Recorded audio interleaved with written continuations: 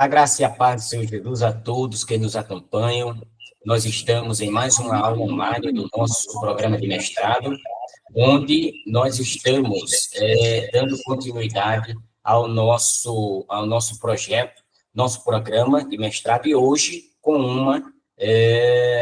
uma aula bem intuitiva, uma aula necessária, que é sobre a mística judaica. Então, daremos continuidade no nosso programa, hoje com mais uma aula mística judaica, onde teremos aqui um debate, mais uma apresentação por vídeo, provocativo, para que a gente possa consensuar as nossas colocações, nossas argumentações. Claro, regido de forma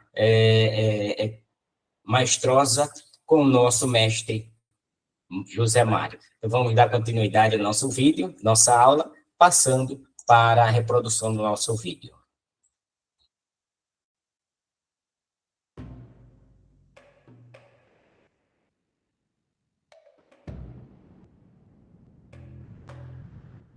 Desde sua aparição no século XII, a Cabala se tornou a prática preferida de círculos fechados e de grupos elitistas ao redor do mundo. Possui uma história muito complexa, repleta de ramificações, e a maior parte do que sabemos vem de muitas obras literárias reconhecidas como místicas ou esotéricas. Todos na comunidade judaica de Narbonne, ao sul da França, sabiam que o rabino Isaac, o cego, era um erudito que tinha grande conhecimento das escrituras. No entanto, em seu seleto grupo de alunos circulava um boato de que Isaac estava em busca de algo mais profundo e misterioso do que o processo normal de interpretação dos textos sagrados. Uma nova forma de entender a Torá que parecia abrir a porta para mistérios ainda mais extraordinários. E hoje o Mundo Proibido vai te contar a verdadeira história da Cabala. Te peço que assista até o final. Foi feito com muito carinho, muito cuidado em cada palavra, e tenho certeza que te dará muitas respostas. O restante é com você. Sejam muito bem-vindos. Eu sou Wagner Souza e você está prestes a entrar em um mundo totalmente proibido.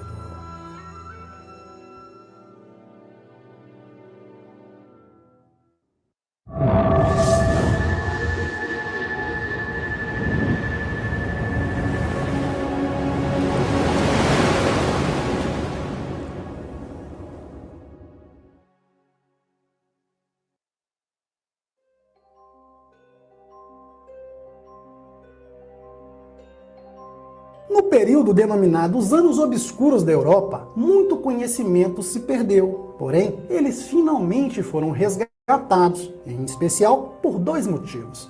Devido ao progresso das comunidades judaicas e seus vínculos comerciais com o norte da África e com as viagens constantes entre as áreas dos proprietários de terras templárias.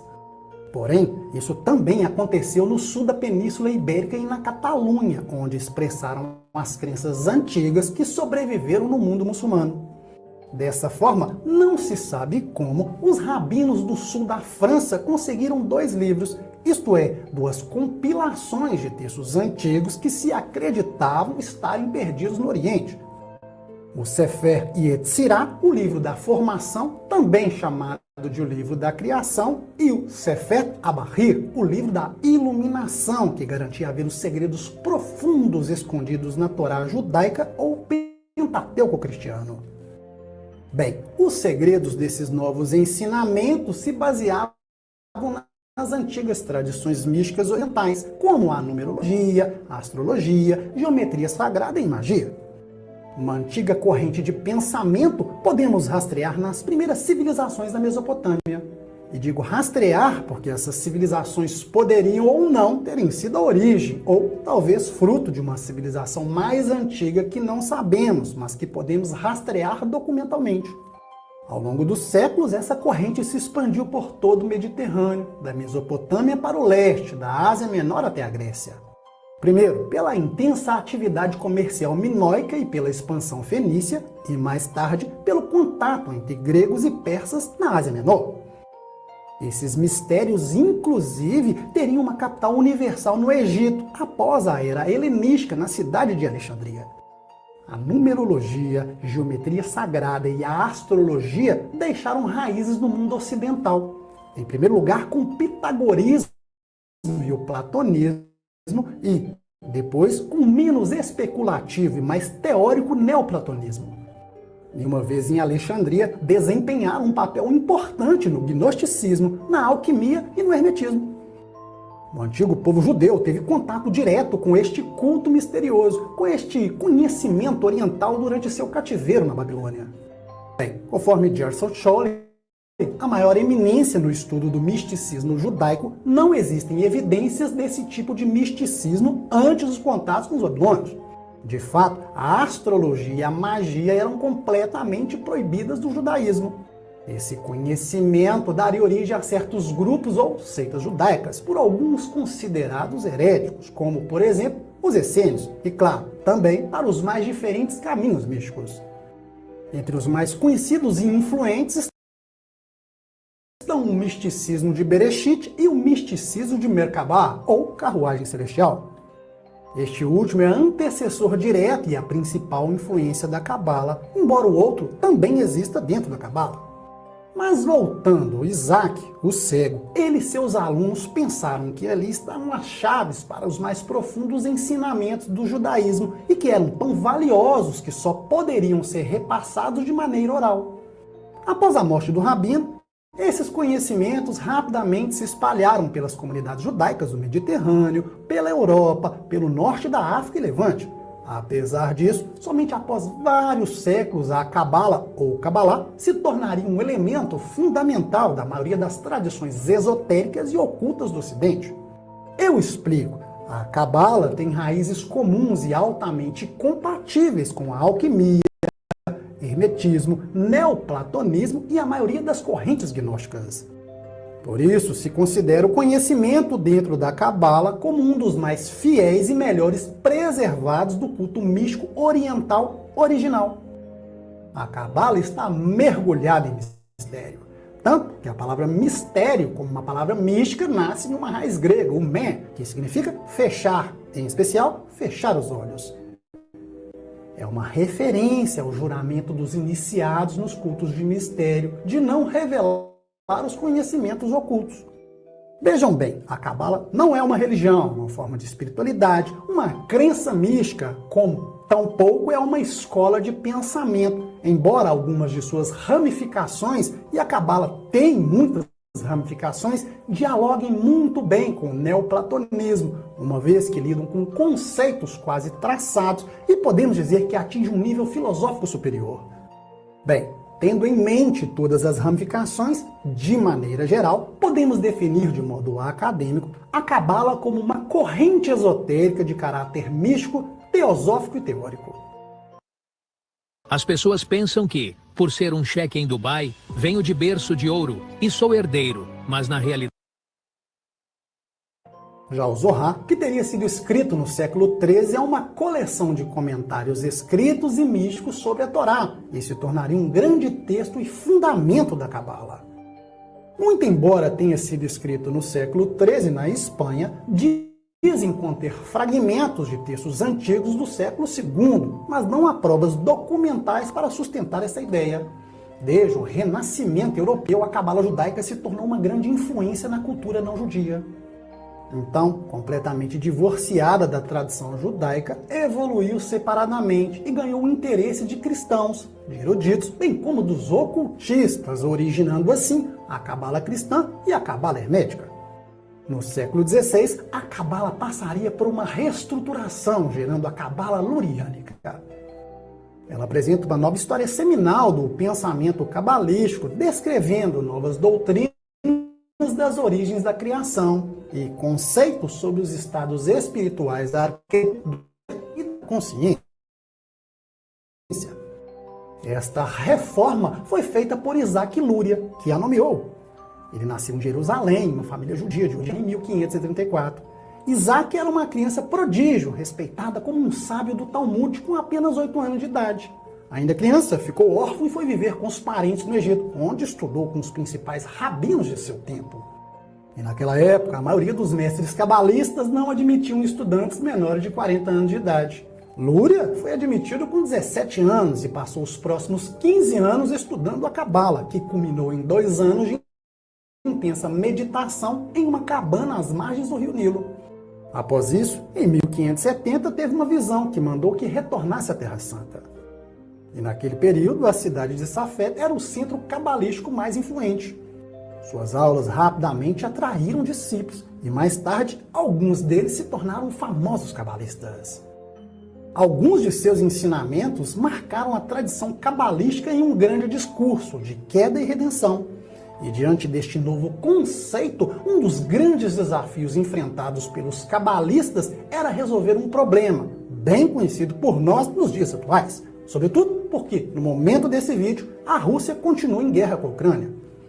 Sim, estamos falando do problema, do bem e do mal, porém, sobre uma pergunta. Se Deus é bom e todo-poderoso, por que há tanto sofrimento no mundo? A resposta de Lúria foi: as forças que causam o mal e o sofrimento do mundo são restos de um universo anterior, um cosmo primitivo de forças desequilibradas. E a missão dos homens é reparar os poderes do mal e as cabalísticas. Sua ideia é que o mal está na criação, não como um agente estranho, mas como um elemento a mais, e que faz parte da essência mais íntima do ser humano. Há uma lenda que diz que os cabalistas morrem jovens.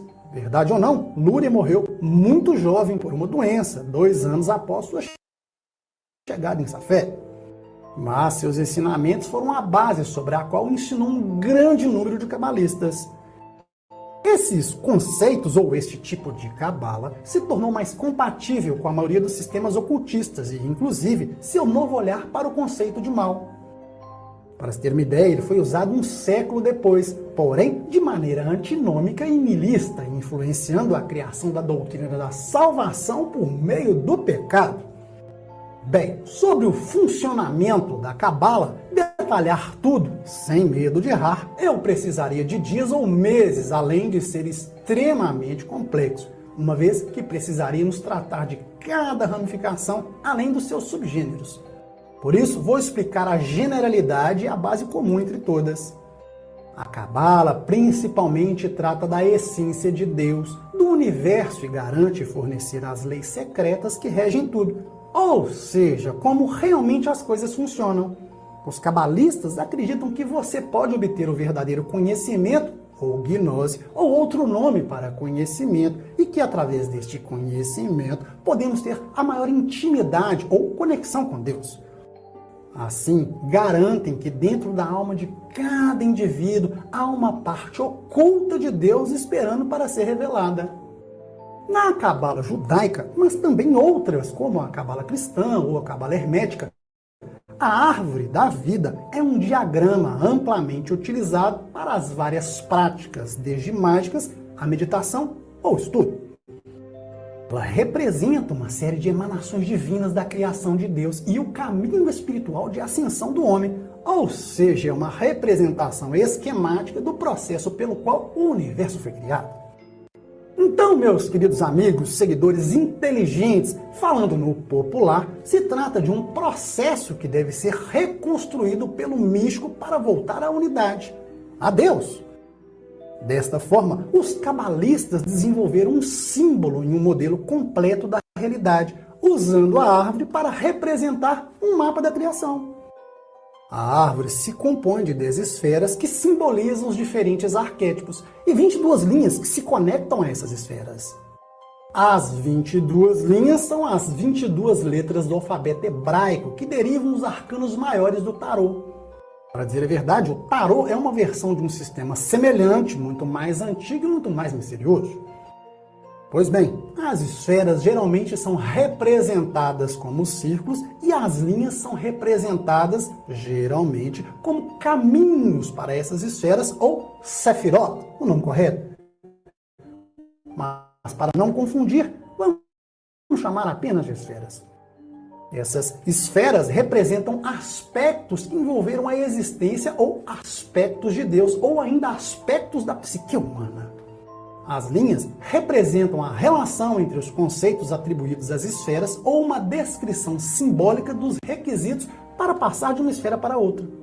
Tenham em mente, as esferas também estão associadas às divindades, arcanjos, valores numéricos, planetas, guardiões e até cores. A árvore também tem uma estreita relação com Pitágoras. Podemos dizer que existem 3 divisões ou fases, praticamente em quase todas as formas de cabala, seja judaica ou outra: a pesquisa, a experiência e a prática. O aspecto da investigação ou de pesquisa da cabala envolve buscar na realidade oculta do universo conhecimento secreto sobre suas origens e organização, ou seja, as leis que a governam. É uma busca mais esotérica. Geralmente, também 3 são as maneiras usadas para obter o conhecimento esotérico: interpretando ou manipulando textos sagrados, a fim de descobrir significados ocultos, usando técnicas esotéricas muito complexas, como a geometria. Além disso, pela transmissão oral da tradição de um mestre cabalístico, ou pela revelação direta, que poderia ser de um anjo ou de uma outra experiência espiritual. A segunda fase é da experiência. Vemos de forma clara a influência do misticismo de Merkabah, porque implica uma busca real pela experiência mística, um encontro direto, sem mediações com uma entidade próxima, porém oculta. Os místicos buscam especificamente a experiência estática de Deus, não simplesmente o conhecimento sobre Deus, não apenas a gnose. Os cabalistas experientes tendem a levar uma forma de vida muito disciplinada e organizada e, às vezes, baseada em rotinas quase ritualísticas. Finalmente, a terceira fase, ou dimensão, é a prática. É a cabala mais teúrgica. Envolve rituais para vencer e exercer o poder de realizar a mudança no mundo e, claro, nos mundos celestiais além do nosso. Essa energia é gerada por mandamentos, invocações e evocações, controlando às vezes forças angelicais e às vezes forças demoníacas. E, evidentemente, aproveitando as energias sobrenaturais presentes da criação. O objetivo final desses cabalistas práticos é serem co-criadores junto com Deus.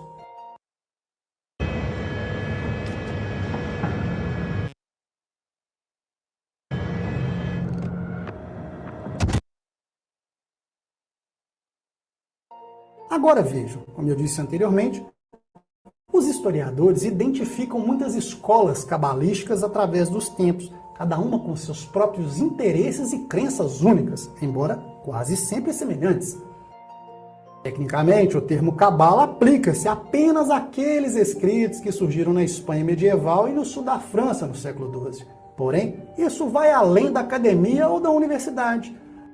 O termo cabala ou cabalá é um termo geral para todas as formas de misticismo descendentes daquela cabala medieval. Novamente, como disse no início, há muitas obras místicas identificadas por estudiosos de diferentes escolas, porém, também podemos classificar com base nos professores individuais. A maioria dos movimentos místicos tem dúvidas quanto aos escritos de escolas anteriores, sobretudo quando adicionam interpretações inovadoras e novos sistemas de pensamentos aos ensinamentos já existentes. E ao contrário da crença popular, os cabalistas não são como monges ou eremitas. Eles tendem a fazer parte de círculos sociais ao invés de serem buscadores solitários.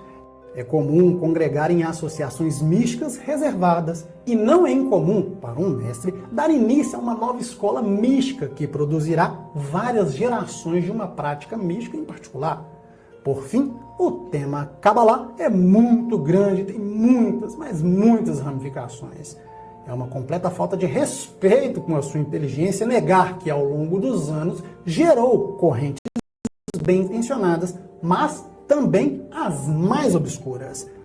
Não sejamos hipócritas. Para que vamos negar? Às vezes não há limites ou zonas mortas. Isso acontece porque o conceito da interpretação mística é que dá corpo a Kabbalah. É altamente subjetiva, pois é uma interpretação. E embora essa subjetividade não seja manifestada em seus fundamentos ou em suas doutrinas mais elementares, se manifesta em sua prática. Bem, por fim, há muitos pontos que não tratei pelos motivos citados, mas quem sabe tratemos mais adiante. Se esse vídeo te serviu de alguma maneira, deixe seu like, compartilhe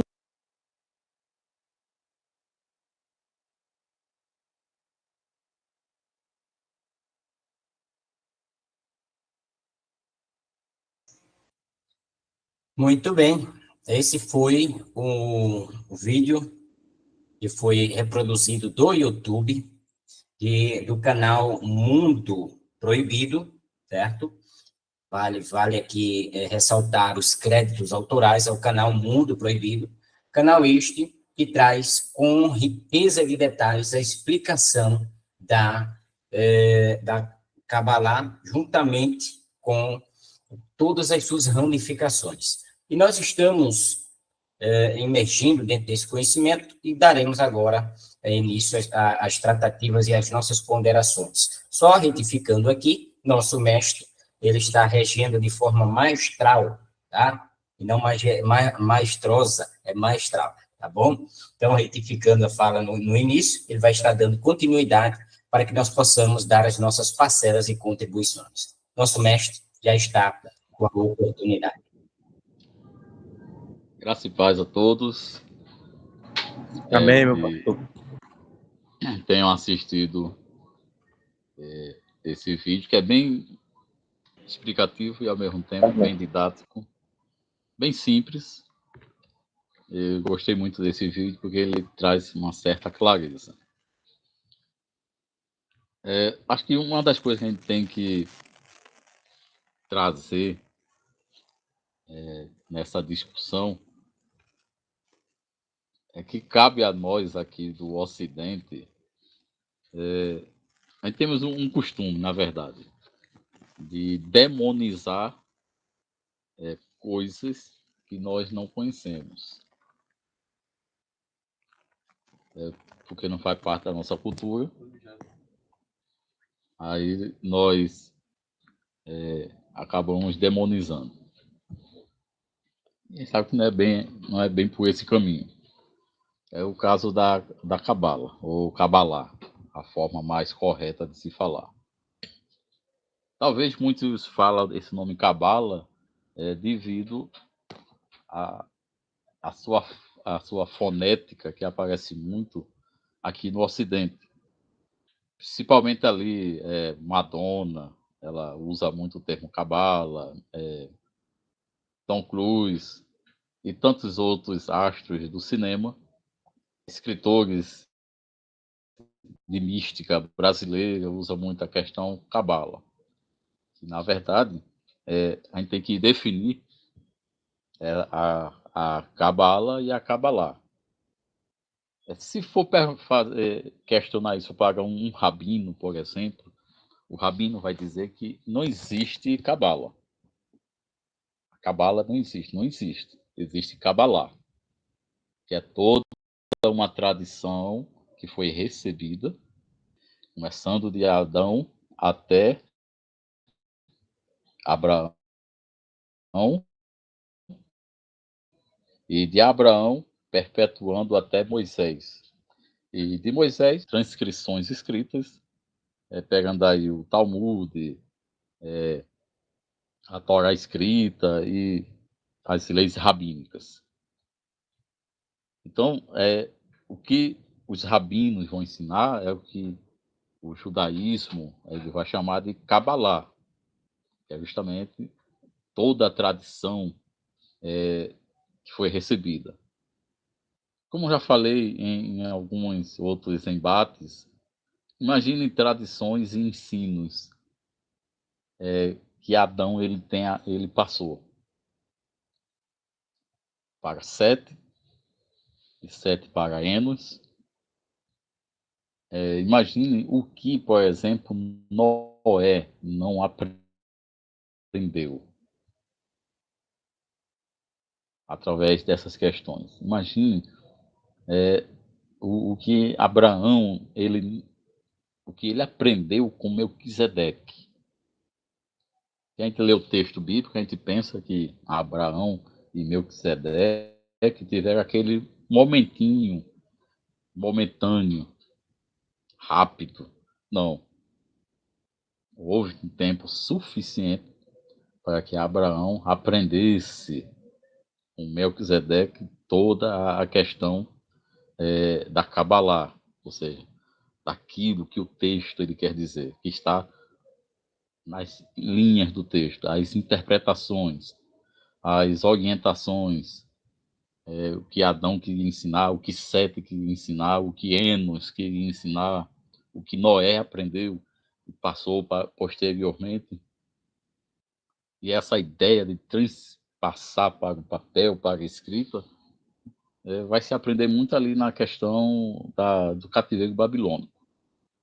Então, acho que essa é a primeira impressão que a gente deve ter, só essa distinção de Cabala e Cabalá. Em termos judaicos, mais uma vez, só para frisar, Cabala não existe. Existe Cabalá, que é a interpretação. Tanto é que na interpretação do judaísmo, nós vamos ter o Pardês. São aí justamente os 4 níveis de interpretação das escrituras. Isso dentro de uma interpretação rabínica, que é um tipo de interpretação que nós aqui do Ocidente não usamos. Mas eu afirmo e digo que tem uma certa profundidade no texto quando nós olhamos por esse lado rabínico. E antes de passar para alguns comentários de vocês, eu creio que vocês tenham lido alguns PDF que a gente colocou no grupo. Lembre-se que no texto e no vídeo que nós lemos, assistimos, vai se fazer menção de 2 livros básicos da Kabbalah. Seria o livro do Zohar e o livro da Criação. São 2 livros principais que fazem parte da literatura rabínica e que traz toda essa questão da Kabbalah, as interpretações, os ensinos dentro do ensino judaico. Possa ser que algum cristão diga, não, mas a Bíblia não fala de Kabbalah. A Bíblia não fala nada disso. Bom, o termo não vai aparecer. Mas se você ver Ezequiel capítulo 1, vai ter Kabbalah. Ezequiel capítulo 9 também vai ter. Os livros de Daniel, o livro de Daniel, a estátua, os animais, faz parte da Kabbalah. E, é claro, o próprio Apocalipse, ele é inundado por simbologias e por grandes ensinamentos místicos que fazem parte da Kabbalah. É interessante a gente frisar essa questão, para que a gente possa entender esses 2 termos. E, é claro, e não trazer uma certa demonização. Não dentro desse aspecto da Kabbalah, porque vai se tratar da interpretação. Alguém faz uma ponderação, comentar, debater, ou alguma curiosidade que você viu no vídeo e queira falar, pode ficar à vontade, que a gente está aqui para dividir o conhecimento. Meu pastores.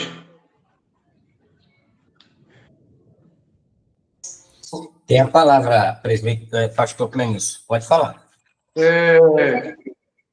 Eu tenho alguns conhecimentos assim, informações sobre a questão de Salomão, sobre um místico anel de Salomão que tinha poder sobre demônios e tal. E eu escutei nesse documentário ele falar algo sobre isso, sobre poderes, sobre demônios e tal. Também a questão de Daniel, que, como Daniel era um dos principais e mais sábios que foram levados cativos, uma das funções daquela época era estudar a astrologia, coisa que foi vista, né, pelos reis, pelos 3 magos, que identificaram a estrela.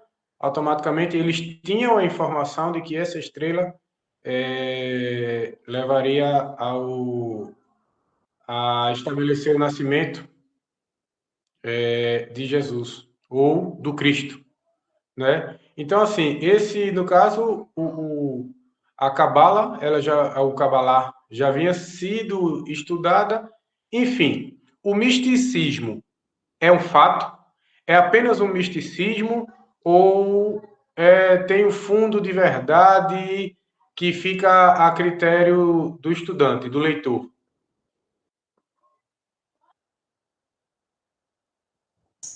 Pronto, Muito bem. ótimo. Pode falar, meu pastor Davis.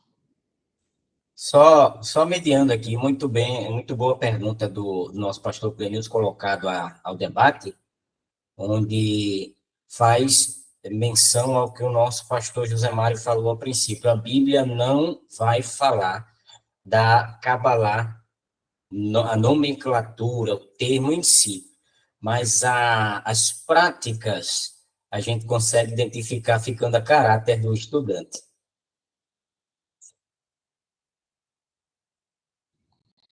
Muito bem, ótimo questionamento do nosso pastor Clenilson. Em termos gerais, é impossível, assim, dentro da nossa visão ocidental, desassociar a Cabala com a questão de Salomão. Porque quando se fala em Cabala, usar esse termo mais genérico aqui do Ocidente, aí se aponta para Salomão, vai se apontar para o selo de Salomão, o anel que ele tinha, e que esse anel ele conseguiu aprisionar demônios, espíritos, 72 espíritos, demônios, para que os mesmos lhe servissem. Tem a questão que é a seguinte: essa parte, vamos dizer assim, esotérica, que a gente chama de Kabbalah, como passou no vídeo, ela vai surgir ali com os Arkenazes, ali com os judeus no século XII, na Espanha. Antes disso, a questão da Kabbalah, o livro do Zohar, por exemplo, o livro da criação, ele não vai contar essa questão o vínculo com Salomão. Mas anos, milênios, séculos depois, vai aparecer os chamados glimógios. Nesses glimógios, nós vamos ter a clavícula de Salomão, nós vamos ter a chave maior de Salomão, a chave menor, nós vamos ter toda a questão esotérica de invocação, de evocação de espírito, que supostamente se atribui ao rei Salomão. Isso foi sendo compilado e foi sendo juntado, aí sim, na chamada Cabala Hermética. Aí entra a Cabala Hermética. A gente fala de Cabala Hermética, a gente não está falando da Cabalá em termos de misticismo bíblico, daquilo que é mistério na Bíblia. Mas vamos estar falando de todo o agrupamento de livros que alguns judeus ali da Espanha começaram a juntar e formar todo um conjunto esotérico. Dentro dessa cabala hermética, que vai envolver muito a questão de Salomão, séculos depois, aparecem personagens como Elias Linfas, com toda a questão maçônica também que vai aparecer. Lembre-se que, nessa questão da cabala hermética, vai aparecer a questão do hermetismo. Aí sim que as coisas começam, alguns judeus, eles começam agora a tomar um rumo bem diferente daquilo que é proposta pela própria Torá. porque eles vão começar a fazer uma ligação com o deus Thoth, do Egito, que tem uma ligação com Hermes Trismegisto, e que foi um grande mago esotérico, ocultista, que viveu no Egito. Esse personagem, ele absorve conhecimento não só do Antigo Egito, mas da Babilônia, de todo o Oriente Médio, e forma aquilo que é hermético, o hermetismo. Desses conhecimentos hermetismo, futuramente vai surgir a maçonaria, os Illuminati, vai surgir grupos como Rosa Cruz e tantos outros, com toda a simbologia ocultista, envolvendo, é claro, o nome de Jeová, envolvendo muitas questões bíblicas, mas que não é aquela Cabalá dentro daquilo que o judaísmo rabínico ele ensina como fonte de interpretação das escrituras. Acho que é a partir desse ponto que alguns cristãos começam, sim, como eu falei anteriormente, a chamada demonização. Aí confunde a Cabalá como um auxílio de interpretação daquilo que é mistério nas escrituras, porque não tem como negar os mistérios, como o nosso pastor Grenilson falou. A gente fala de misticismo, está falando de mistério, aquilo que é oculto. Então tem muita coisa oculta no Apocalipse, o livro mais místico que nós temos. O livro de Daniel, como falei anteriormente, é um livro místico. E Ezequiel, que acaba sendo uma dor de cabeça para alguns teólogos, talvez aqueles que ainda estão presos dentro da caixinha, quando observa Ezequiel 1, capítulo 1, Ezequiel, capítulo 9 e 10, que vai se falar de realmente o que é Cabalá. E é claro, não confundir jamais com essa questão da Cabala. No vídeo, também a gente observou que houve uma junção, não só do hermetismo, mas também daquilo que a gente vai chamar de neoplatonismo. O que seria o neoplatonismo? O neoplatonismo seria, aí sim, toda a questão filosófica e metafísica. Toda a questão que vai combinar três conceitos bem místico e também espiritualista, que seria o monismo, seria o panteísmo e o politeísmo. Então, quando se fala de neoplatonismo, essas três tendências estão inclusas. O panteísmo, a gente sabe que é tudo aquilo que vai dizer que Deus é tudo e tudo é Deus. O politeísmo seria a adoração de vários deuses. Mas o monismo, que é uma teoria de que cada ser humano possui uma essência, uma partícula de Deus. Ela está ligada com a questão da criação do universo, mas interligada à questão do Big Bang. Eu vou usar aqui os termos que eles usam. Quando o Big Bang aconteceu, explodiu. Houve uma explosão. Nessa explosão, Deus também ele foi repartido em partículas, e essas partículas se espalharam pelo universo, formando os mundos, as galáxias, os universos. Na Terra, por exemplo, surgiu o planeta Terra, os animais, os homens, e essa partícula está dentro dos homens, está dentro dos animais, está na própria Terra e em todo o universo. O monismo, ao mesmo tempo, ele está ligado ao panteísmo, porque tudo é Deus e Deus é tudo. E dentro dessa questão do monismo e panteísmo, o que é que eles vão ensinar? através, pegando o gancho também do hermetismo e a questão da cabala, usando os termos esotéricos aí, bem místico e oculto, doutrinas esotéricas secretas, e que o homem precisa de ativar a sua essência para se tornar Deus. Essa vai ser uma das questões da cabala, é despertar a divinização do homem, coisa que a Kabbalah ela não vai ensinar, coisa que os ensinos rabínicos nunca vai ensinar que você é Deus, mas que Deus é superior à criatura.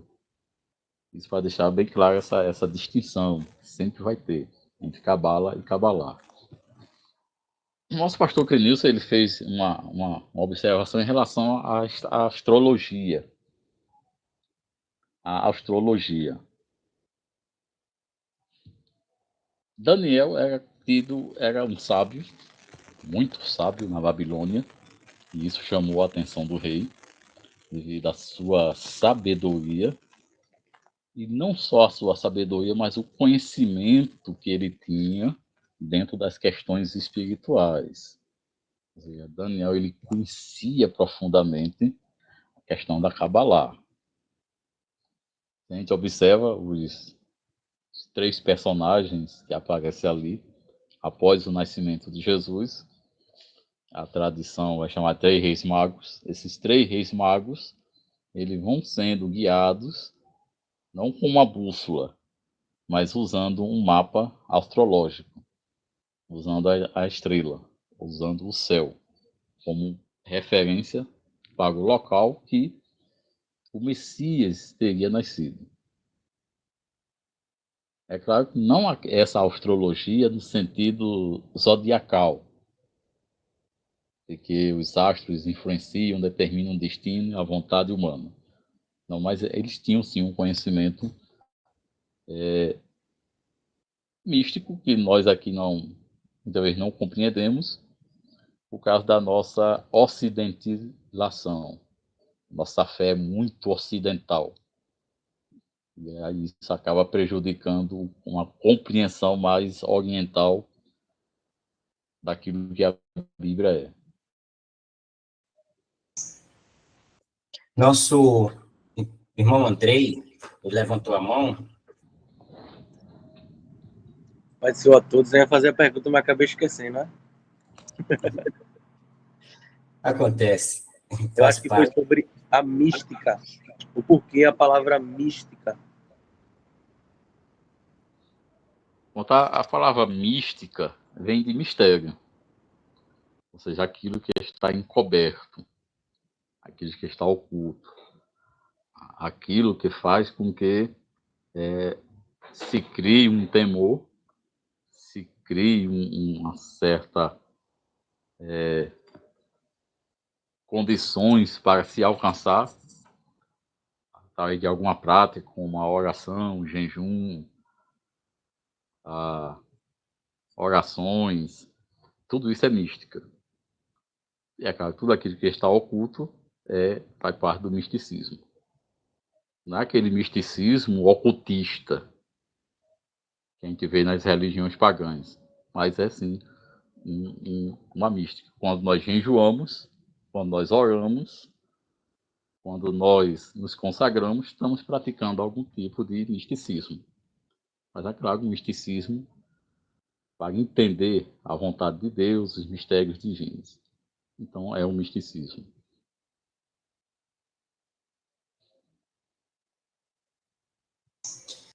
Muito bem, pastor Clenilson. Pastores, com licença, me demorar nesse contexto.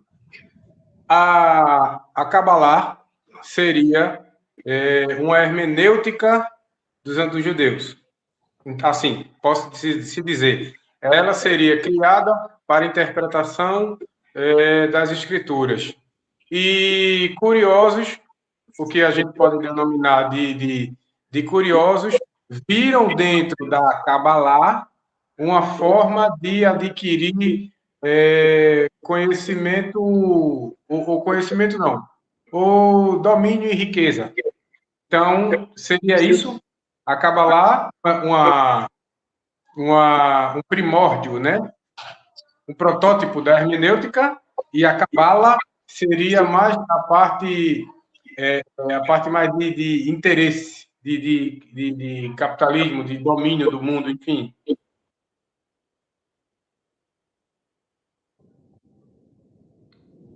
Ponto. A Cabala, quando a gente fala esse nome Cabala, a gente está se referindo a todo o misticismo judaico, mas aquele que nasceu na Espanha e que vai receber traços e influências do hermetismo e, posteriormente, da maçonaria. E aí sim entra nessa questão que o pastor Crenilson ele falou, porque vai entrar também os interesses capitalistas, toda aquela mística voltada para a prosperidade, porque existe também a cabala da prosperidade, que é a cabala do dinheiro. E não na questão de uma cabala rabínica. Eles não vão ensinar isso. Mas a cabala esotérica aqui do Ocidente vai nos ensinar como ficar rico, como entender o dinheiro, passos para se adquirir fortuna, até mesmo através de invocações, através de certos rituais, mas isso dentro do campo da cabala hermética, não dessa cabala interpretativa que é a do rabinato. Uma das coisas que a gente, permite a palavra aqui, levar em consideração é o fato de antes a cabala ter a essência mais meditativa, não é? Tinha mais essa essência meditativa, onde todos os seus ensinos eram voltados à conscientização de como as coisas funcionam. Mas, posteriormente, nós temos a ideia do místico ali, diga-se, complementando com Isaac, o cego, certo? Foi quem trouxe essa ideia do místico com a Kabbalah, trazendo todo um comentário mais apurado dos livros da criação, da iluminação, do esplendor, né? E nós temos essa ideia que parte ali dos essênios. A mística, o lado místico, até questionado pelo nosso irmão Andrei, partindo ali do misticismo, através dos essênios, do misticismo de Bereshit, a gente tem, partindo dos essênios, o misticismo de Merkabah, também dos essênios, Merkabah, que seria a carruagem celestial. Então, essa ideia mais mística, extraída do povo judeu, parte ali, partindo de Isaac Cego, claro, que teve seu pai, um grande talmudista, e com essa visão, que, por sinal, também tem o nome do seu pai, Abraão, vem de Abraão, né? Então, essa ideia talmudista partindo de Isaac o Cego, trazendo, resgatando as ideias aqui dos essênios, e lá no século XIII, concluindo um compêndio da Cabala não só cristã, e é até interessante, vamos citar esse tema da Cabala cristã, a Cabala hermética, como nosso mestre falou aqui, a luneiática, luneiânica e a judaica. Então, nós entendemos que a Cabala tem, conforme a gente viu no vídeo, várias ramificações, certo? Várias ramificações. Mas todas traz a ideia de como as coisas funcionam. A ideia de querer trazer a conscientização de como as coisas funcionam, certo? Me corrijam se eu estiver errado dentro dessa ponderação, visto que nós temos aqui um leque de ramificações a ser tratado. Lembrando, e é algo interessante, o meio cristão busca fazer muito isso, pegar as coisas e demonizar ou tornar como doutrina, então cria aí as suas seitas e heresias, lembrando como foi falado que a Cabala ela não é uma religião, e nem deve ser usado como produto de uma religião, mas sim todo um compêndio de conhecimento acerca do que Deus quer para o homem, como funcionam as coisas e como surgiram as coisas, né? Agora, claro, todo lado oculto, como a gente vê a alquimia, que contém dentro da Cabala, como o nosso mestre falou também, nós temos correntes gnósticas que derivaram de conhecimentos cabalistas. Então, é um leque onde expande, e aí toda essa, eu posso dizer, essa mistura, esse sincretismo que foi sendo extraído, certo? Confunde um pouco o fato de entendimento da Cabala, ou Cabalá, no caso. E aí a gente fica difícil em reunir todas as informações e seguir sistematicamente uma linha de entendimento. Mas o que vale lembrar é que partiu de uma essência meditativa, entrou dentro do místico, mesmo com a ideia de místico dentro desse processo, e nós temos uma ideia de homens da Bíblia que passaram a ter visões, por exemplo. Visões essa que hoje, com o conhecimento que nós estamos tendo, passa a ter uma nova linha de entendimento.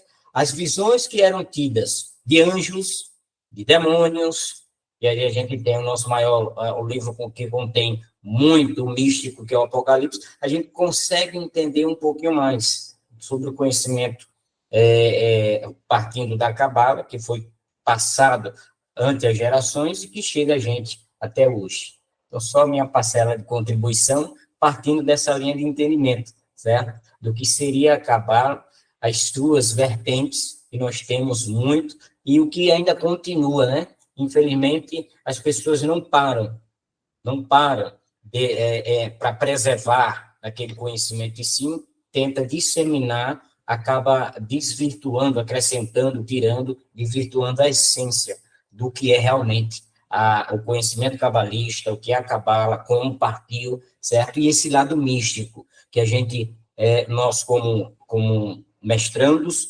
não podemos eliminar o lado místico judaico, que existiu sim, foi até, de certa forma, combatido na época, né, por alguns, por conta do tradicionalismo, em preservar o tradicionalismo, não abrir brecha para os rituais, as tradições, os meios místicos de querer trazer as coisas ou alcançar as coisas, mas nós bem sabemos que existe sim um místico, e nós, como cristãos, desfrutamos desse místico também, tá? Só que dentro de uma outra ótica, não um místico cabalista, mas um místico voltado à nossa adoração ao nosso Deus, partindo dos nossos cultos, certo? E que nós depositamos a ele, enfim, mas que compõe esse compêndio de conhecimento trazido ali da Cabala. Um termo interessante que foi citado é uma corrente esotérica de caráter místico, teosófico, não é teológico, é teosófico e teórico. Mas hoje nós temos até o prático, inclusive, né? Que parte do teórico, conhecimento cabalista, para a prática, como o pastor falou, que tem a Cabala da prosperidade, onde a gente aprende meios de trazer recursos e enriquecer. Mas o teosófico é um conjunto de doutrinas filosóficas, mística, ocultista e especulativa. Só para esclarecer aqui essa declaração teosófica. Com licença, pastores. Por gentileza, essa última frase do pastor Davidson sobre a Cabala da prosperidade. Cuidado, ou não sei se isso já chegou ao conhecimento do nosso conhecido Agenor Duque. Pelo amor de Deus, cuidado com essa informação. Vai saber se beberam dessa fonte para desenvolver a teologia da prosperidade. Mas isso aí é um ponto a ser tratado posteriormente, minuciosamente, né?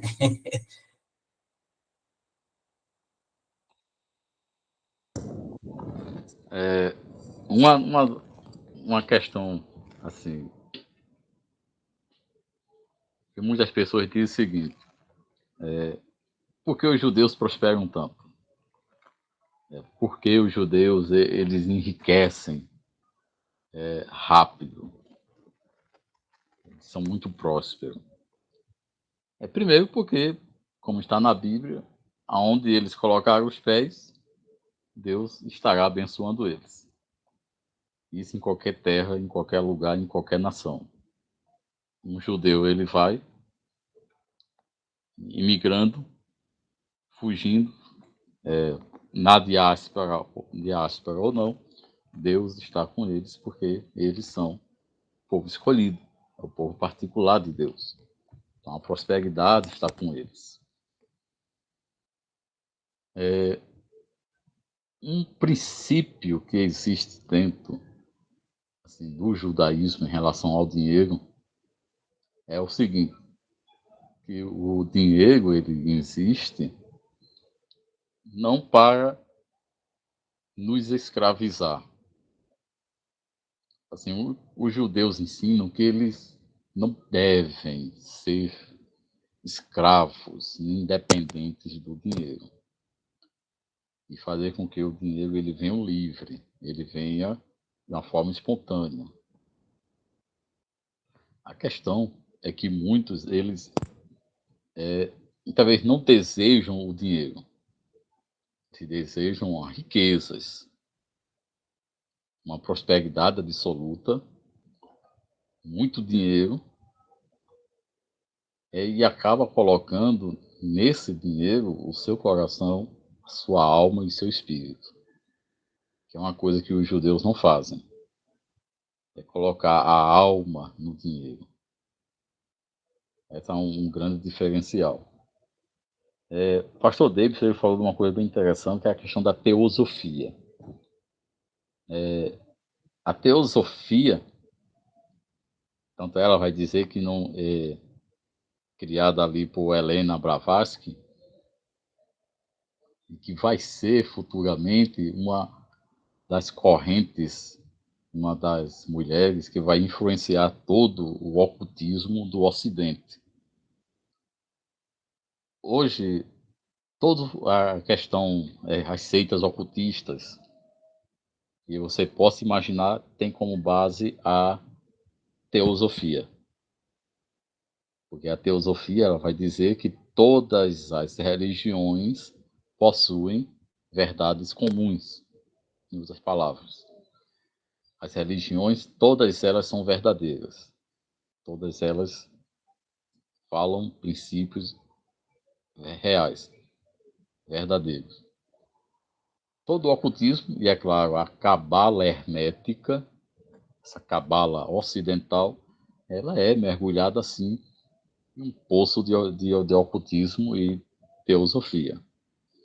Tanto é que o símbolo da teosofia, um dos símbolos da teosofia, nos lembra o Ouroboros, aquele símbolo da serpente em forma de círculo, mordendo a própria cauda.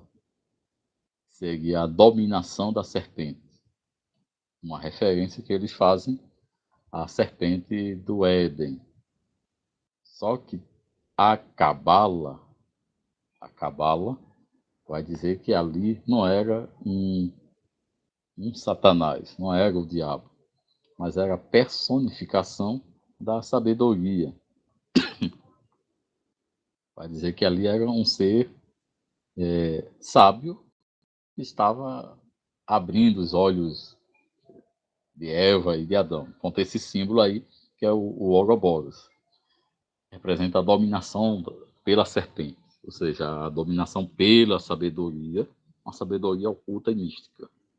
Uma referenciando-se, é claro, à serpente do Éden. Se observar, a serpente nem tem começo nem tem fim, também representando o infinito, a infinitude, que é uma das tendências do ocultismo.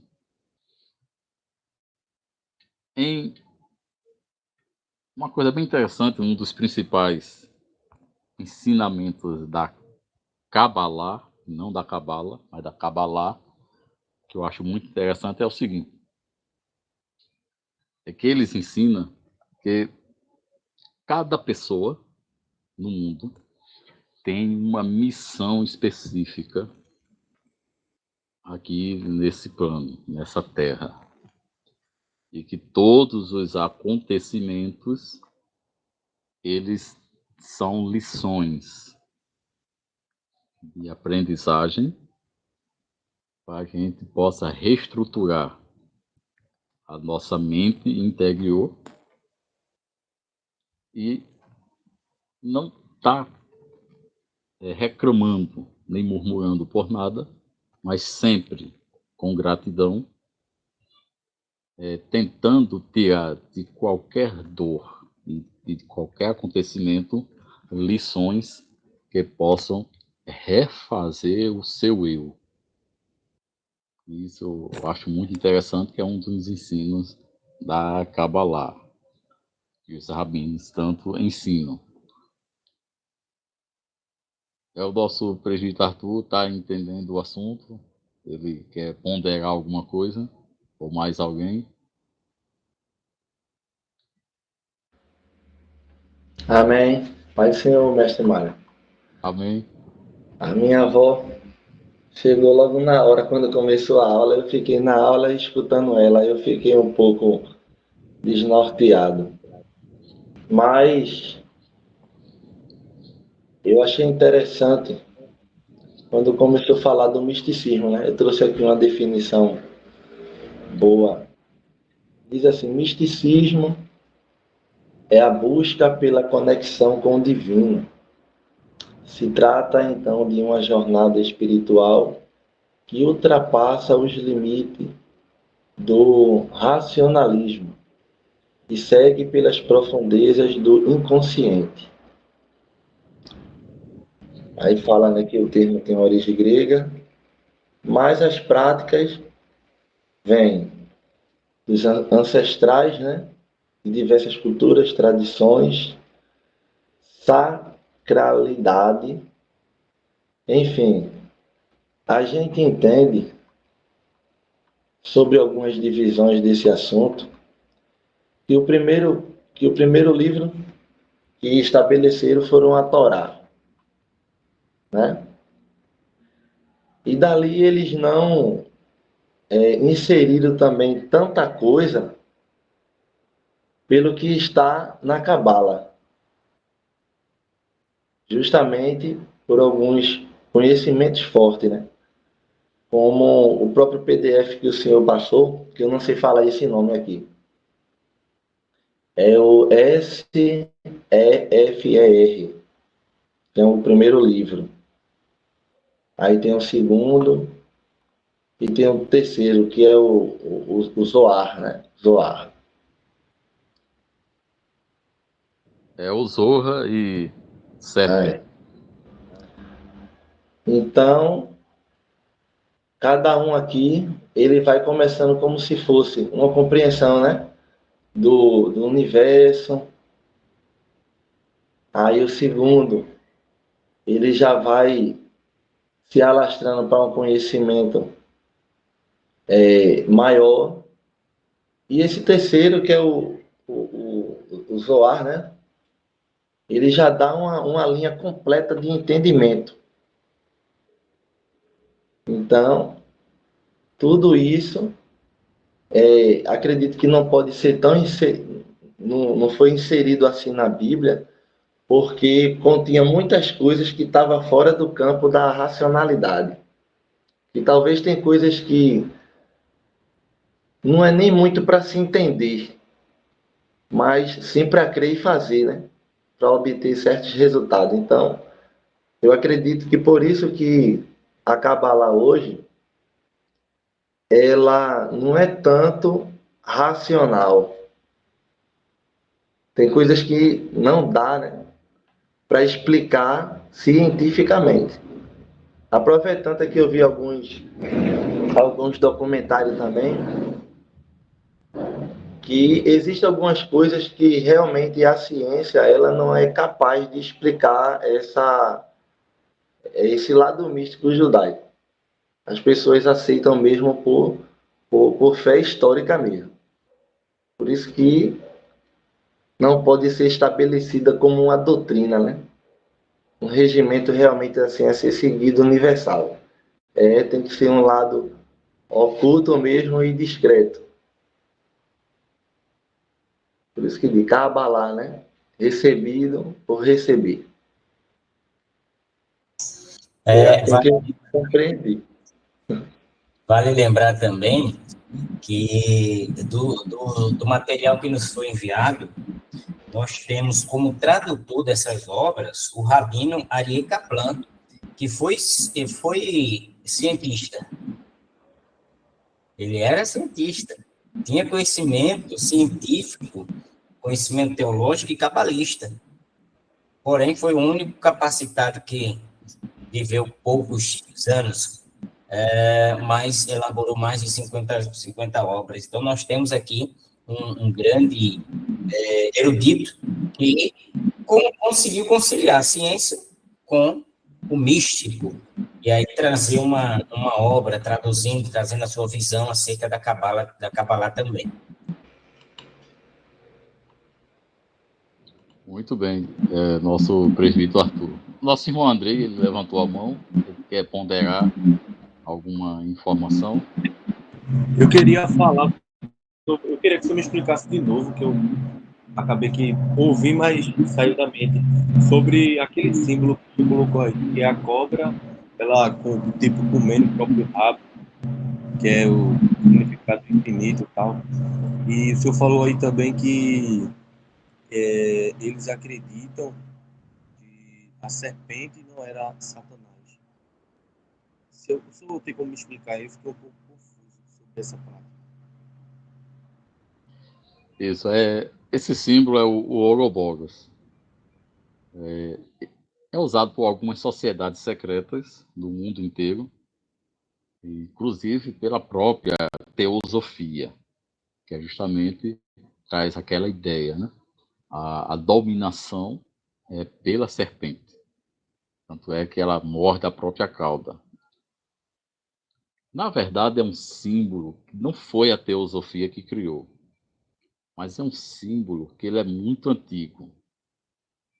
É um símbolo que ele vai desde a época da antiga Mesopotâmia. É um símbolo muito antigo, e que foi restaurado por sociedades secretas. Como eu falei, é um símbolo que vai justamente falar sobre uma referência à questão. Aí mais um símbolo, esse é um 8 deitado, em pé seria um 8, né, normal, mas deitado se torna o símbolo do infinito. Que é justamente aquela ideia que a serpente ela vai trazer para o primeiro casal.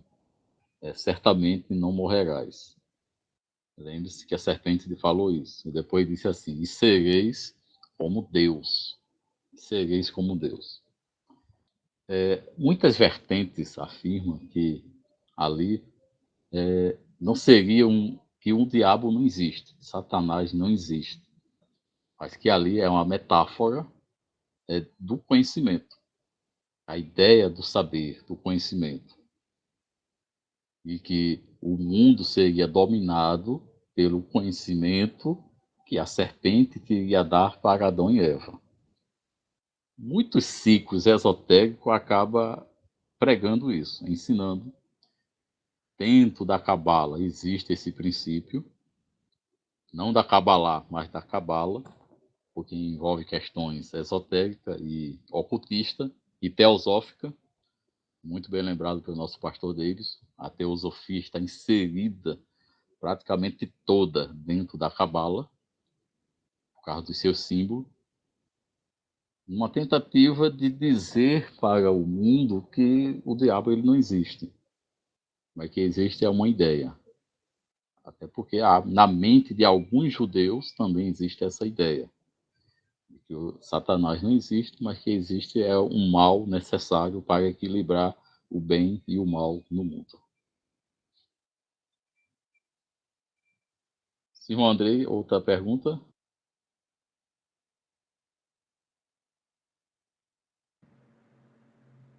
Consegui. Estava tentando destravar o microfone, não consegui. No caso, a gente pode dizer ou afirmar que isso é uma heresia, porque lá no livro de Apocalipse, capítulo 20, se eu não me engano, fala que Satanás é a antiga serpente. Corrija se eu estiver enganado. Eles falam isso numa forma de querer acobertar, de querer falar, como o senhor disse aí, que Satanás não existe. Mas isso não é uma afirmação. Isso é uma heresia, não é isso? Isso, essa ideia que a Cabala ela traz é justamente para negar um fato bíblico. Eles colocam nas sociedades esotéricas, nas sociedades secretas, e espalha pelo mundo, através de seus ciclos de iluminação, de que o mal não existe, que Satanás não existe, e que existe um princípio, um mal necessário para o equilíbrio do cosmos. Mas a Bíblia deixa bem claro que Satanás é a antiga serpente, o dragão. Deixa bem claro para não deixar sombra de dúvida. Nosso pastor Crenilson. Pastor Mário, mais uma vez eu vou replicar uma fala sua. O senhor falou sobre uma questão de mistério, né? Místico vem do mistério, vem do não ocultismo no sentido demoníaco, mas em coisas ocultas em geral. E duas coisas que o senhor falou, tanto isso quanto o Arthur, ele falou sobre a especificidade do chamado. Davidson falou, nosso pastor Davidson.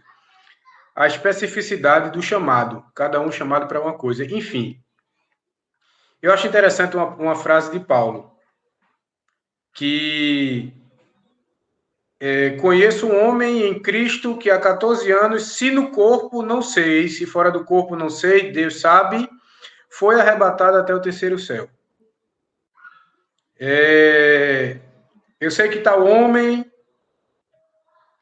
se no corpo, se fora do corpo não sei, Deus sabe, foi arrebatado ao paraíso, ouviu palavras inefáveis de que o homem não é lícito falar. Então, seria Paulo falando de misticismo, o porquê que ao homem não é lícito falar. Ele também só diz, até aqui eu não posso falar mais. E ele escrevendo aos Efésios, ele diz, porque uns foram chamados para profetas, pastores, evangelistas, mestres, enfim. Então, mesmo com base, mesmo com esse, a gente pode dizer, de misticismo, ocultismo ou secretismo religioso, mas isso aí, eles apenas corrobora com o que com o que o Paulo falou, com o que Paulo deixou escrito. Então, se no século XII ou no século... Enfim, mas eles aqui estão corroborando com o que falou o apóstolo do século I, né, sobre todo esse misticismo que realmente existe, mas para um homem do conhecimento, para um homem da capacidade intelectual, Paulo, como ele, como estudante, como instrutor, como aluno de... Não me recordo o nome dele. Enfim. Gamaliel, como aluno de Gamaliel, um dos melhores alunos, por sinal. Então, para ele, com toda essa bagagem, dizer que não é lícito falar é porque o negócio realmente é muito, muito pesado. Bom, se Paulo... Bom, faz uma comparação. Imagina o que João viu no Apocalipse. Ele viu a cidade santa. E o fato de João ter visto isso, a gente já percebe algo extraordinário e que foi permitido falar, porque João falou. Então, o que Paulo viu, tomando o gancho aqui do que o nosso presbítero Arthur falou, a nossa racionalidade, ela não alcançava. É interessantíssimo isso. João falou, por quê?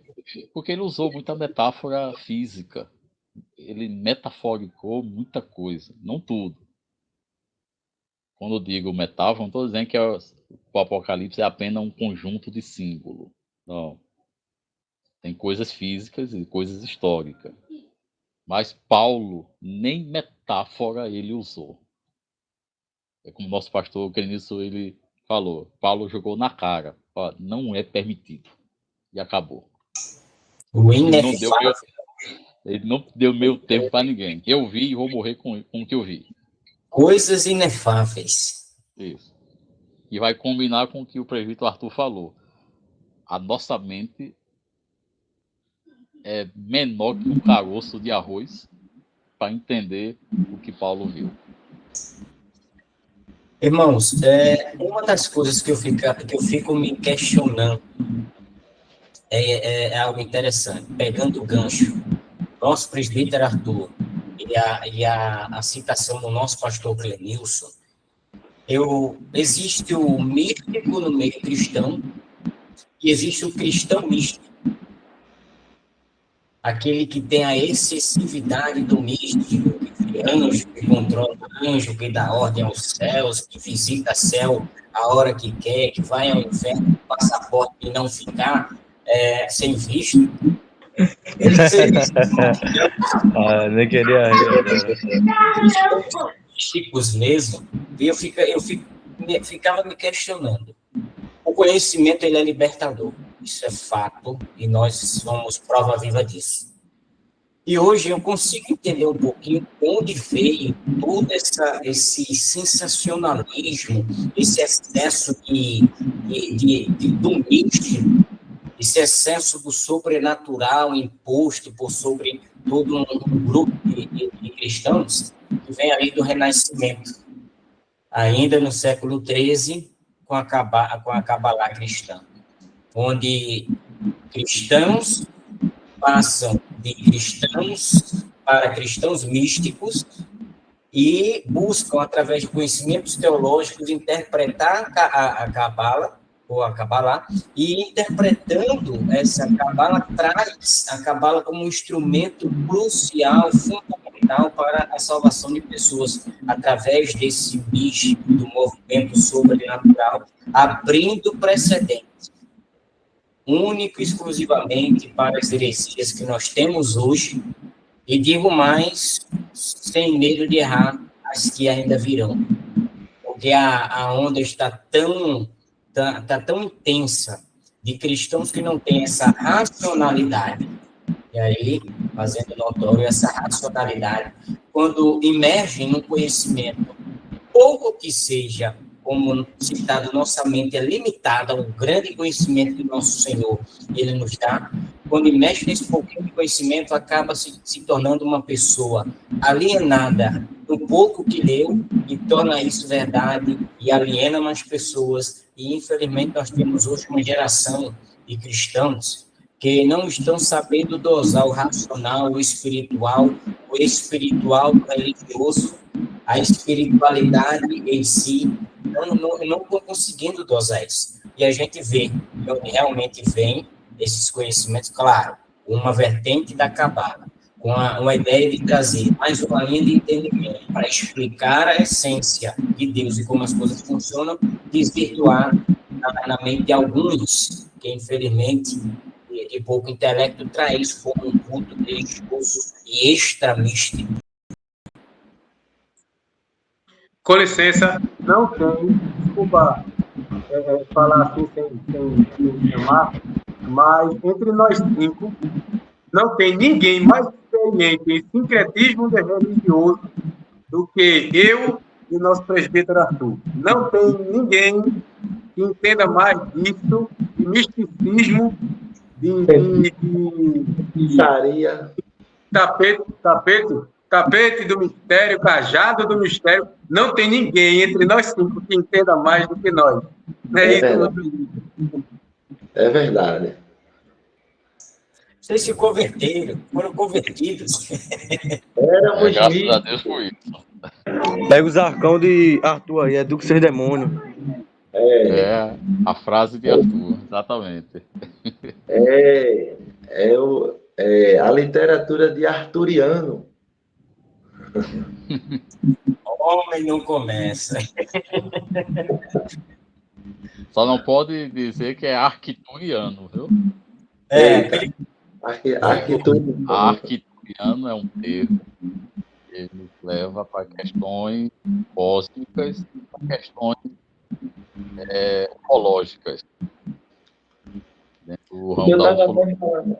Eu estava até falando aqui em relação, até eu, né, o pastor Clenilson e a todos aí comentaram, pela a formação, né, dos judeus da Torá e do Talmud. E por que a Kabbalah ela se torna assim tão secreta, né? Justamente isso, que ela foi passada pela tradição oral, porque foram também experiências e conhecimentos a parte daquilo que foram escritos. Aí tem um artigo aqui que diz, pela tradição oral, seja qual for o primeiro privilegiado homem a ter recebido conhecimento esotérico da Kabbalah, ninguém discute que os ensinamentos foram transmitidos oralmente ao longo de muitas gerações e até alguém resolvesse eternizar na escrita. Então, muitas coisas foram desenvolvidas no lado oculto, tanto aquilo para a clareza, quanto aquilo também que eles tiveram, vamos dizer assim, a dificuldade de passar para as pessoas comuns. Porque da mesma maneira como existe hoje a maçonaria e outras religiões, que só permite a gente saber a parte de algumas coisas, mas as outras partes oculta e mística, só alguns poderosos, a partir de alguns graus que podemos dizer assim que sabem, embora que tenha muita literatura que diga, mas eu acredito que somente os grandões, né, vamos dizer assim, os sacerdotes, sabem os ingredientes quando eles estão ali fazendo o ritual. Inclusive também o que o pastor Clenilson falou, o que o pastor Clenilson falou, um exemplo, nós seguimos a Bíblia, somos considerados como cristãos, mas o que existe de misticismo, realmente, de fato, é vassoura, rosa, sabão. A gente acha até engraçado, mas por trás de tudo isso, a gente também não sabe o que é feito nas ocultas para colocar em prática, para haver um desenvolvimento aí, entendeu? Espiritual. Vai muito além de uma cerimônia, é por trás da cerimônia. É justamente esse lado oculto. É o Cajado. Olha o cajado aqui, viu, meu presbítero? Falou negócio. Só reforçando o que o presbítero Arthur falou, só para vocês terem ideia, a ideia mística da Kabbalah passou a ser compartilhada em massa após a morte de Isaac Youssef, onde seus seguidores foi quem começou a compartilhar, porque em vida era mais na oralidade que ele buscava passar e ensinar aos seus seguidores. Daí vem a pergunta, né? E por que não antigamente colocaram algumas coisas escritas, né?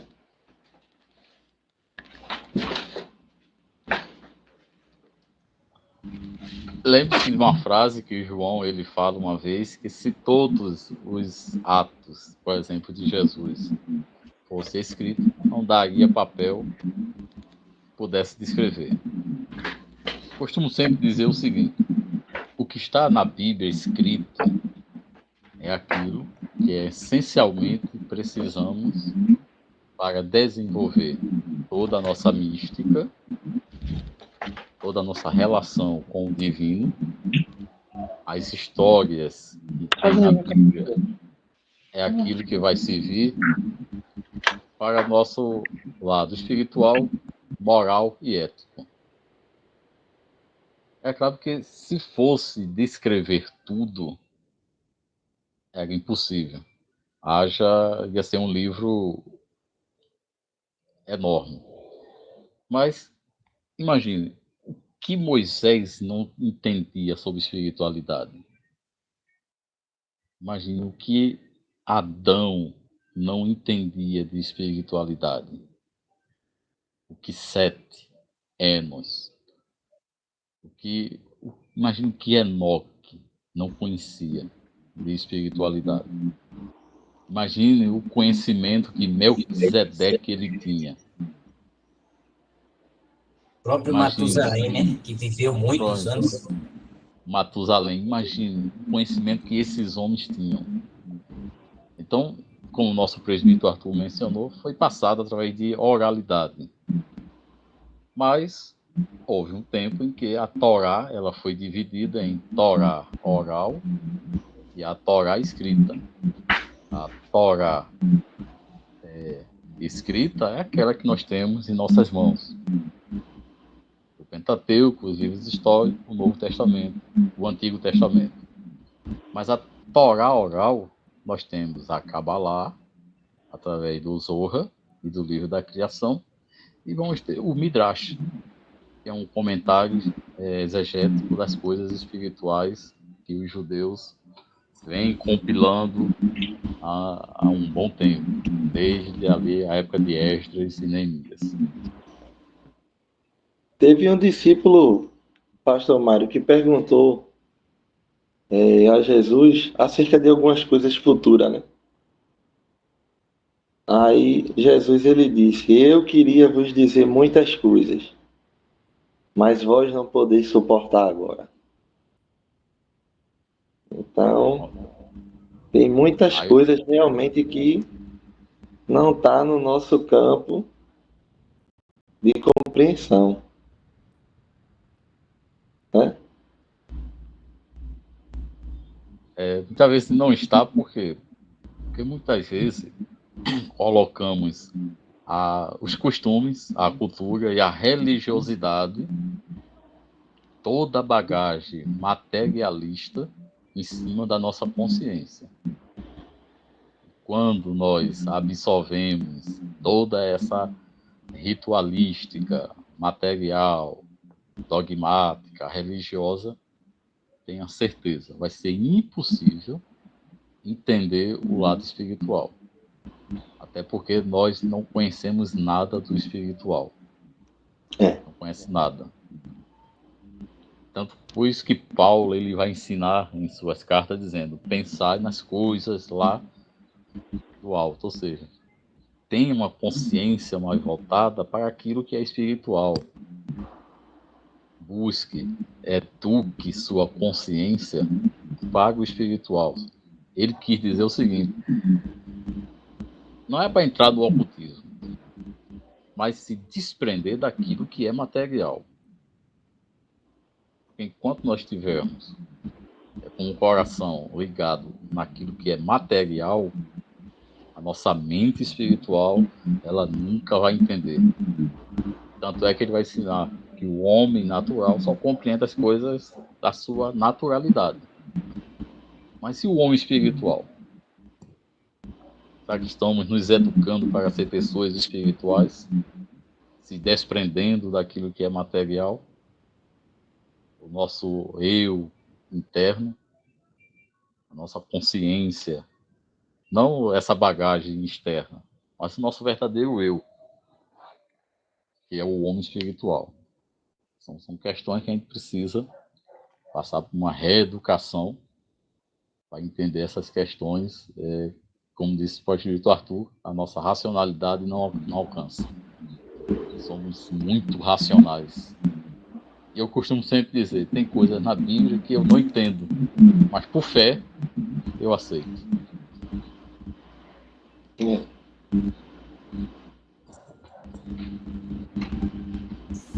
Esse é o nosso ciclo.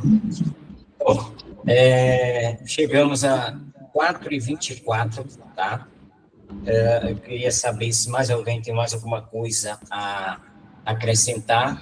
Salvo do contrário, nós estaremos fazendo as considerações finais, com um momento de fala e agradecimento de cada um dos mestrandos aqui presentes.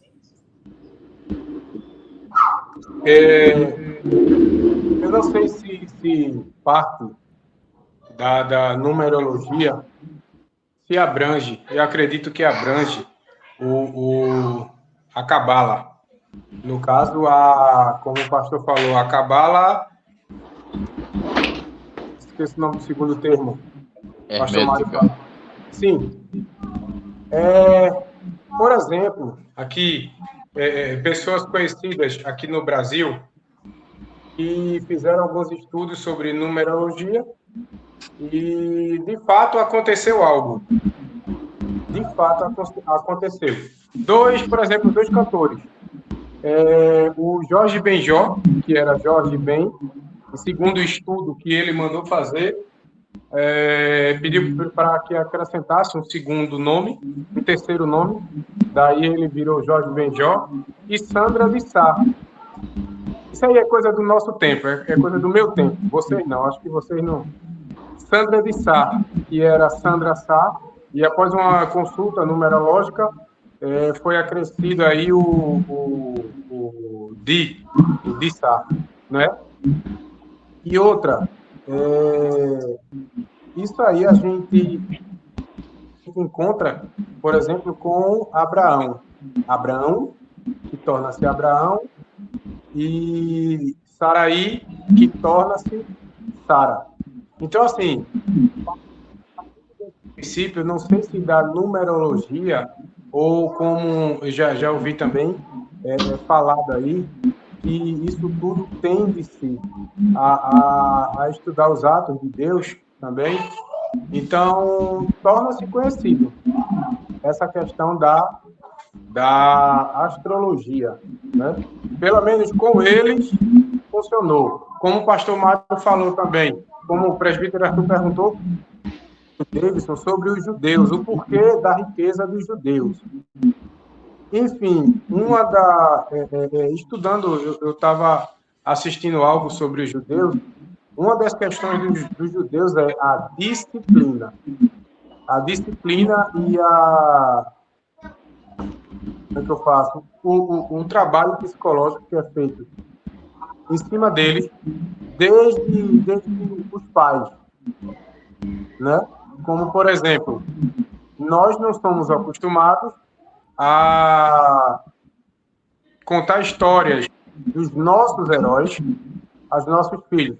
Nós deixamos isso com a televisão e hoje com o celular.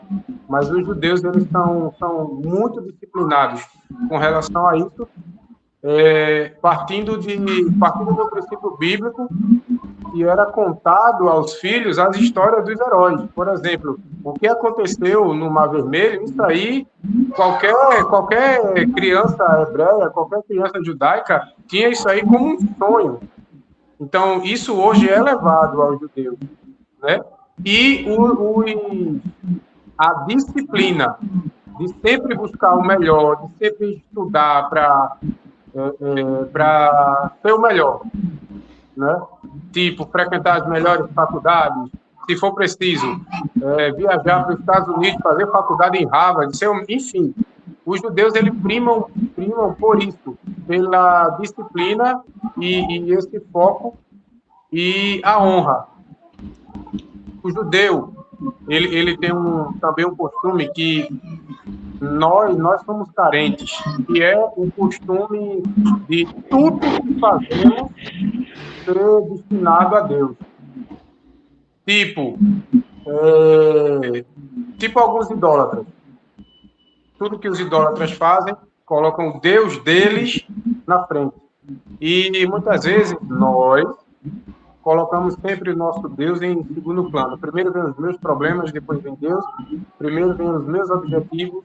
E se eu conquistá-los, aí eu me lembro, ou na hora do socorro, que é perguntar a Deus. Mas, assim, em se tratando, são esses dois pontos. A questão da numerologia, que até então é fato, houve esse fato, não sei se perdura, e a questão da disciplina do judeu. Muito disciplinado, está aí um dos motivos pelo qual eles são tão bem prósperos financeiramente.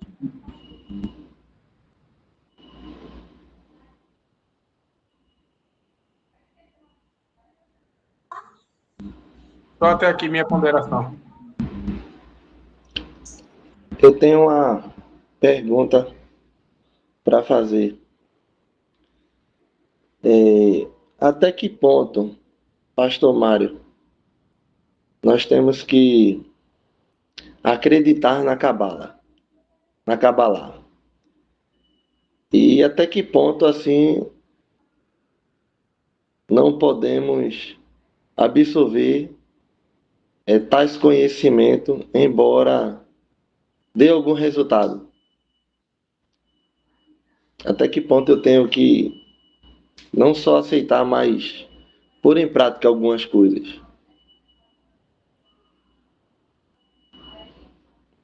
Porque existe lados que são bons.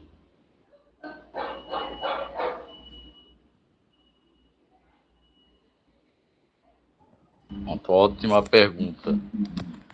Quanto a Cabala, no caso a Cabalá, ela nos é útil para que a gente possa entender o lado mais místico das escrituras. O lado mais místico. Na próxima disciplina, nós vamos estudar sobre as...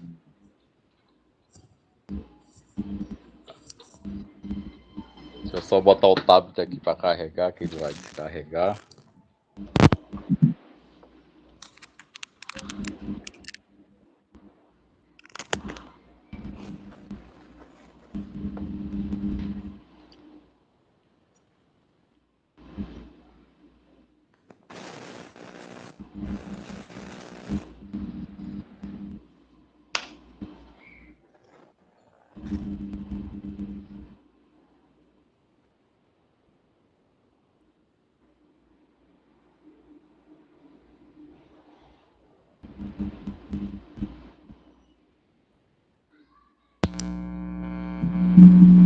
Na física judaica, a questão da Kabbalah, é para quê? Para nos ensinar a entender os mistérios do texto, as partes mais espirituais do texto, que está sob camadas.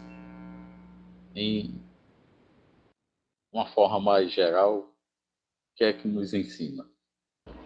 Que o texto ele tem seu ambiente histórico, todo texto tem seu lado histórico, tem o seu lado ético, seu lado moral, mas também tem o último, que é o que está dentro da casca de nós.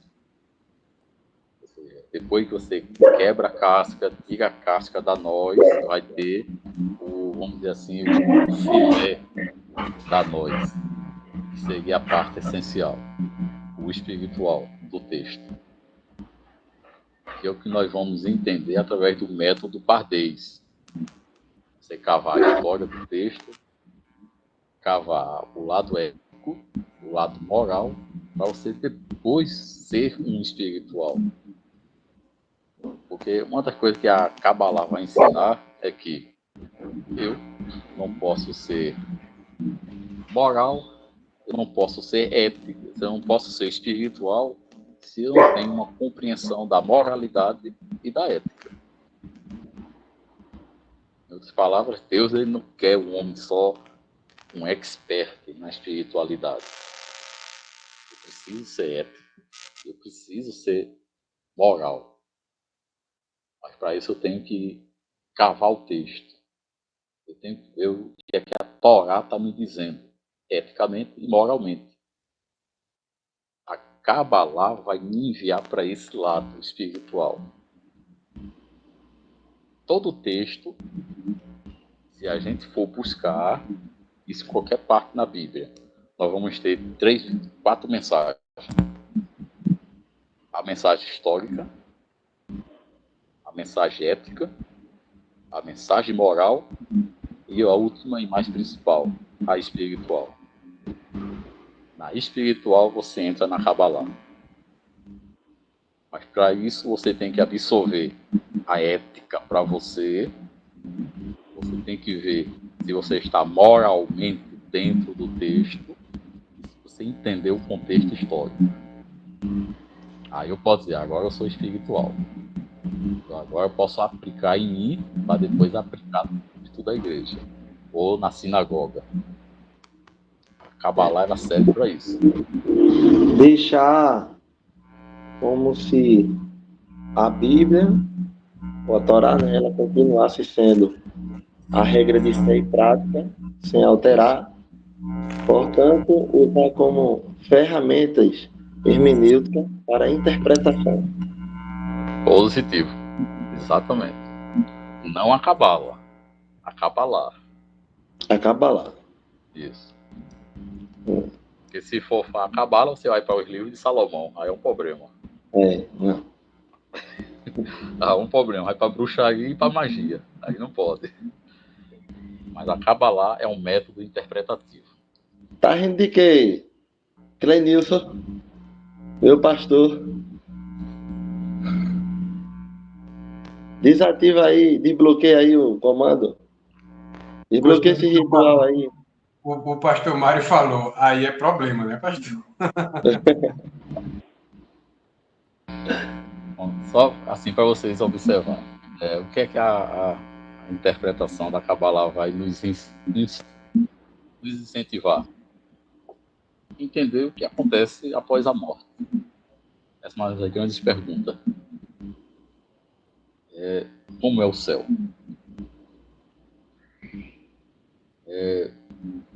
O que é a alma? O que é o espírito? O que é o perispírito? Só essa parte do céu e essa parte, o pós-morte, isso em si já é perturbador. Isso em si já é perturbador. Então, eu sigo os conselhos de Paulo, não vou mentir.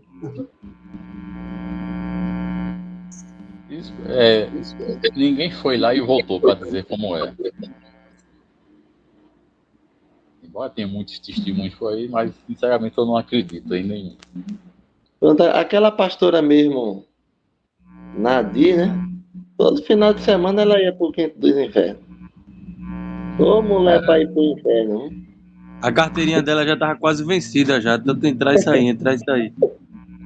De turista já tava virando já cidadã. Só trazendo aqui, irmãos, realmente foi citado aqui, não sei se foi por mim ou se foi por alguém, tá?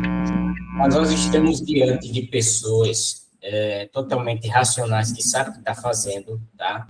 Que sabemos onde Deus nos colocou como ministros e servos, e diante a isso, nós, sim, nos deparamos com estas pessoas classificadas dentro de um grupo, como pessoas que têm essa total interpretação de que realmente foi, saiu, entrou, enfim. Essas pessoas que têm essas visões, que eu costumo dizer, particularmente, que têm uma mente e uma capacidade criativa admirável. Porque relatar sonhos e visões com riqueza de detalhes, certo? Quando a gente, existe alguns relatos que a gente sente que realmente não é de Deus, e sim são fatos da nossa psique. E diante a isso, é interessante o nosso papel como seminaristas, como mestres, doutores, conscientizar de que e olha que nós estamos diante de duas pessoas que viveram dentro do meio sensacionalista e sincretista, tá?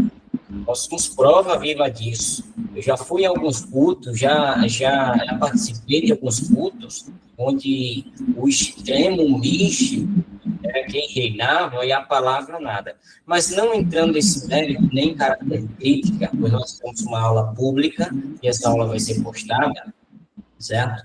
Com todo respeito a todos eles que fazem, nada contra, mas como eu digo, conhecimento liberta.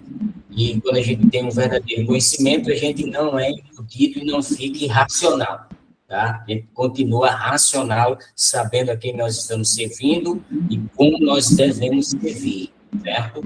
Só trazendo à tona essa ideia de que realmente vamos nos deparar cada dia mais com esses grupos de pessoas que estão alocados dentro dessa classificação que foi colocada aqui, pessoas que têm facilidade aí ao céu, que ganhou credibilidade maior que Paulo, ele ia ao inferno, que ganhou credibilidade maior que Jesus quando desceu as regiões baixas para pregar aos espíritos em prisão.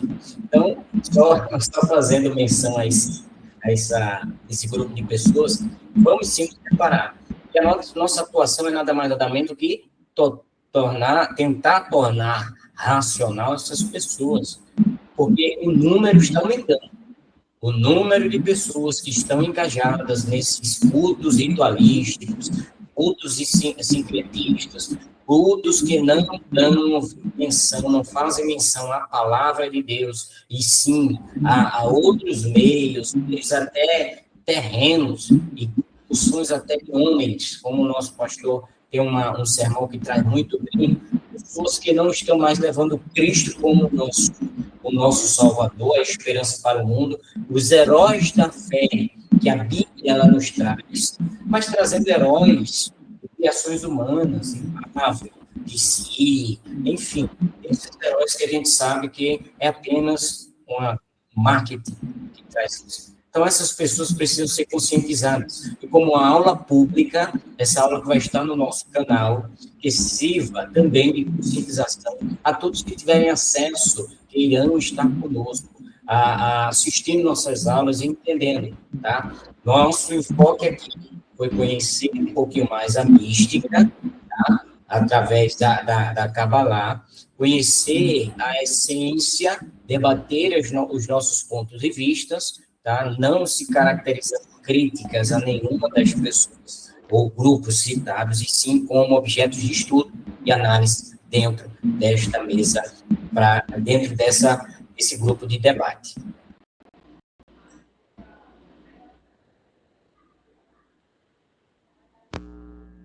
Bom, para concluir, chegar à conclusão, três coisas importantes para chegar a uma compreensão. A nossa teologia ela é totalmente ocidental. Talvez por ser uma teologia ocidental, muitos acabam demonizando todo esse lado místico do judaísmo. Não estou dizendo aqui que a gente tem que seguir as práticas judaicas, não. Mas pegarmos, sim, esse método de interpretação que os judeus têm, que os rabinos têm, e aplicá-lo em nossos sermões. Que serão sermões mais profundos.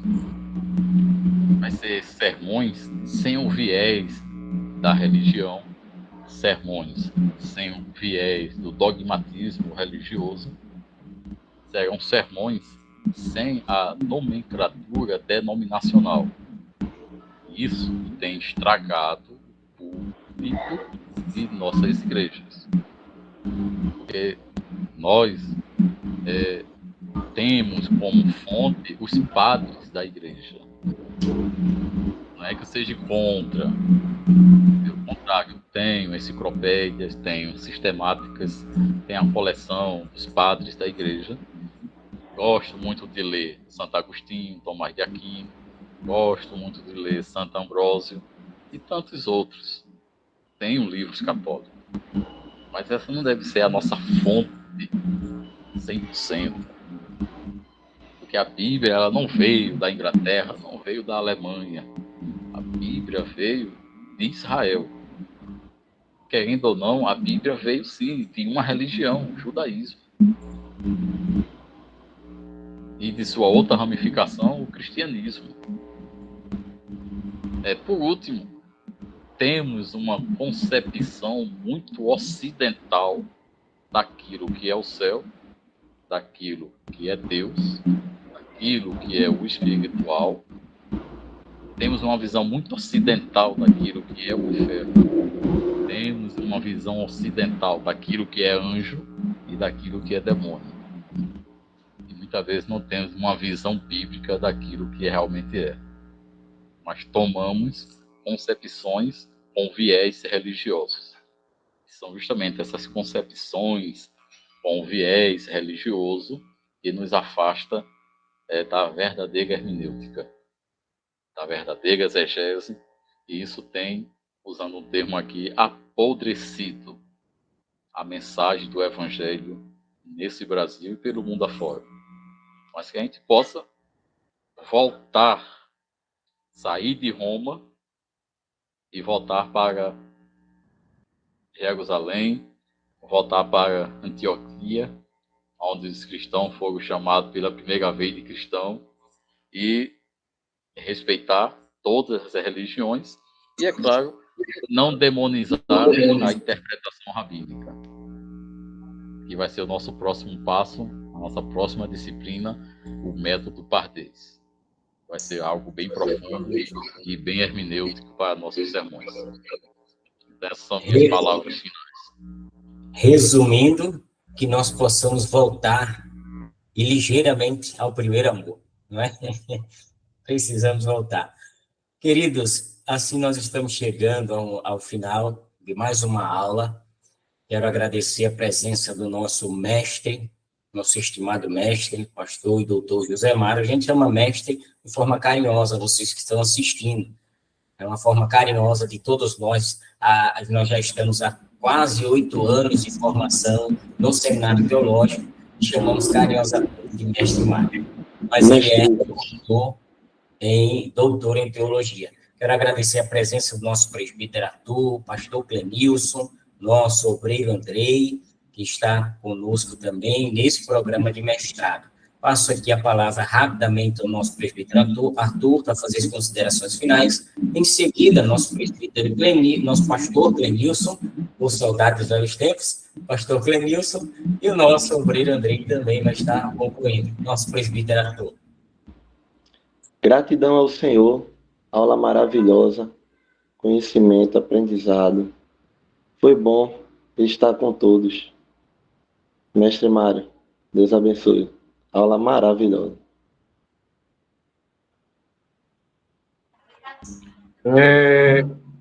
Assim, essa aula para mim foi essencial, né? O assunto muito intrigante, um assunto conhecido, não conhecido assim em termos do aprofundamento na definição da Cabalá e da Cabala, mas os ramos, né, que ela segue, né? E assim, muito bom, de verdade. E eu só tenho a agradecer todo esse conhecimento que está sendo transmitido.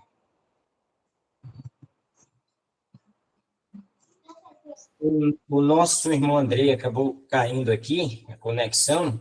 Não sei se ele mandou mensagem agora há pouco aqui. Mandou um áudio aqui, acabou caindo a conexão dele. Agora, aqui, se está partindo ao encerramento, queremos agradecer a presença de todos, informando que nós estaremos projetando a nossa próxima aula online ou presencial. Parabéns, pastor Clenilson, pelo trabalho aí, viu? Nós acompanhamos aqui, está aprovado, tá bom? Tem umas paredes para emassar aqui também, tá? Clenilson, um dia vai ter uma barba dessa. Tá vendo aí? Tá buscando a inspiração rabínica, né? É verdade, foi se inspirando aí, foi pintando a parede aí. Muito bem. Só tem um desenho, o desenho da Cabalá aí. Coloque só na anotação para lembrar depois, tá? Nosso mestre Muito obrigado a todos por esta aula maravilhosa, que Deus abençoe a todos. Vamos estar concluindo essa aula e até a próxima. Deixa eu-